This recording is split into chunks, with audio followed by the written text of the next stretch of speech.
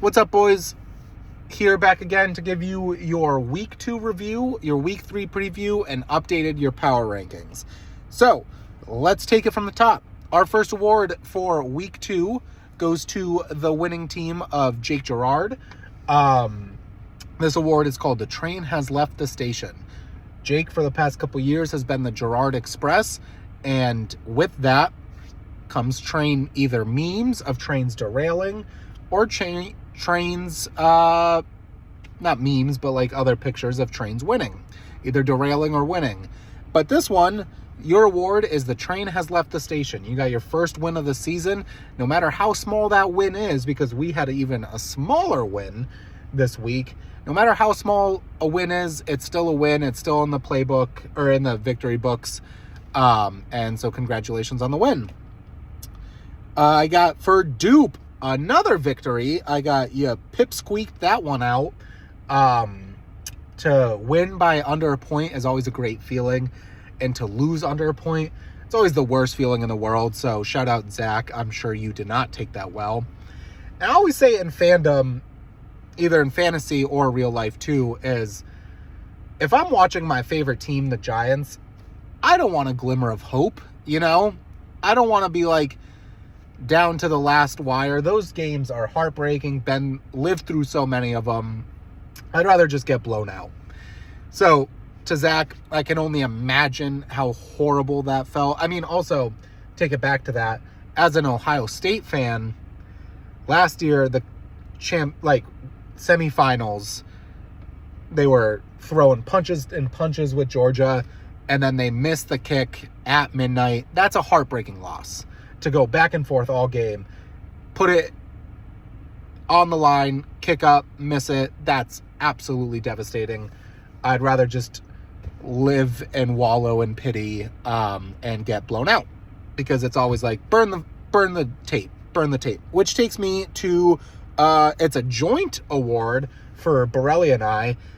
Joint award because I feel like both of us were high when we drafted our teams, because our teams are the worst 2 teams in the league, coming in at 9 and 10 for the rankings later on. And both of us just burn the tape. Dan Campbell has said it before. Famous coaches have said it before, of burn the tape. Come back the next week, come back a little stronger. But with both Borelli and I's roster, it's burn the tape kind of game. Get right, coming back this next week.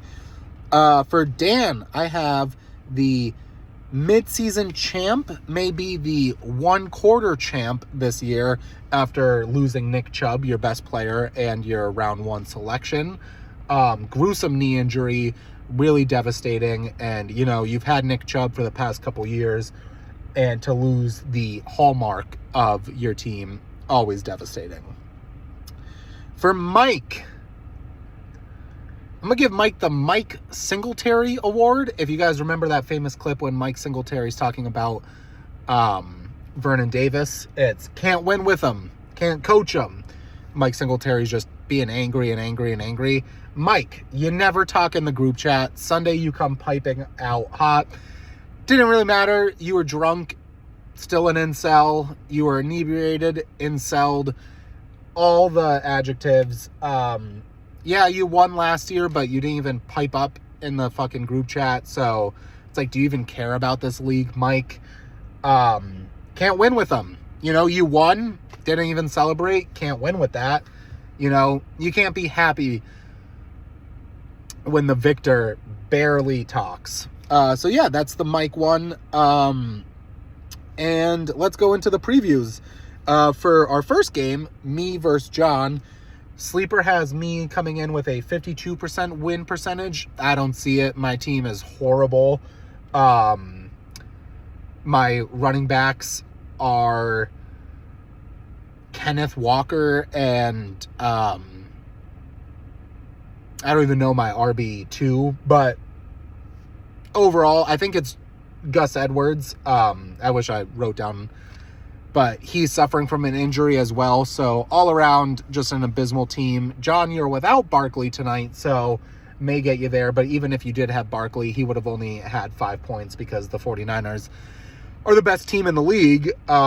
But, John, I think you get your first victory of the year after your championship hangover so far this year of being 0-2. I think you get your first victory because my team's horrible.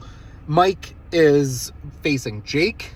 Always love this matchup because, you know, it's just Mike versus Jake. You love it. Mike is favored 54%. I'm riding with Jake. I think the rest of the season, I'm just shorting Mike and voting with Jake. Borelli versus Drost. Drost is favored by 53%. If we did the pick'em leagues in fantasy, I would just smash Drost's spread because there's no way Borelli's team shows up for this. It doesn't even get off the bus. Frankie is favored 52 to Zach's 48. You know, I think I'm riding with Zach this week.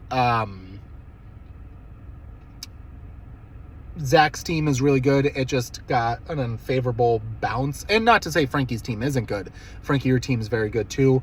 But I don't see Zach falling to 0-3. So I'm going to give Zach a victory here. And Dupe versus Dan. Dupe's favored by 51%. Dan is without Nick Chubb. But he has Jerome Ford. And I know Jerome Ford's favored as the number one back right now. But I think, you know, with Kareem Hunt coming back to the Browns, he knows that system. But I don't think Kareem Hunt being signed on a Wednesday is really going to play that much on Sunday.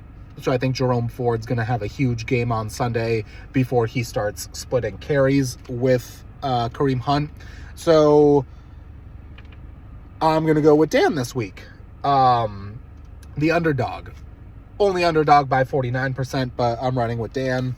And now our updated rankings, which I didn't do last week, but I will continue to do them every week. I have coming in at spot number 10, Nicholas Borelli. Spot number 9, me. No shockers with either of those. Spot number 8, even though he's 2-0, riding with Mike at spot 8. Even though John's 0-2, putting John at 7. Even though Frankie's 0-2, putting Frankie at 6. One thing I forgot to mention with Frankie's victory, why I'm voting against him, with the uncertainty of whether or not Anthony Richardson's playing, I'm riding with Jones. So Frankie, putting you at 6. At middle of the pack, I have Zachary Jones. At 4, I have Jake. At 3, I have Dupe.